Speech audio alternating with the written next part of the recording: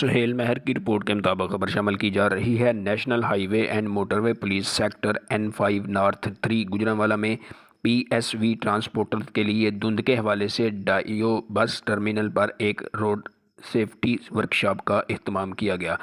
اس workshop کا مقصد driver حضرات کو دھند میں گاڑی چلانے کی آگاہی اور مسافروں کی حفاظت کو ہر صورت ملحوظ خاطر رکھنا تھا۔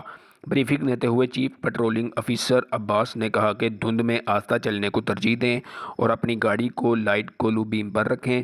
اس کے علاوہ گاڑیوں کے درمیان مناسب درمیانی فاصلہ برقرار رکھنے سے آپ کسی بڑے حادثے کا شکار ہونے سے بچ سکتے ہیں۔ موقع پر روڈ یوزر بریفنگ مٹیریل تقسیم کیا گیا۔ اس کے علاوہ افسران نے ڈرائیور حضرات کو موٹر وے پولیس کی ہیلپ لائن 130 اور سمارٹ فون ایپ موٹر وے ہم سفر کے بارے میں بھی بتایا تاکہ کسی بھی ایمرجنسی کی صورت میں بروقت رابطہ قائم کر سکیں۔ کیمرہ مین علی بٹ کے ساتھ سہیل مہر، نیوز 4 گوجرانوالہ۔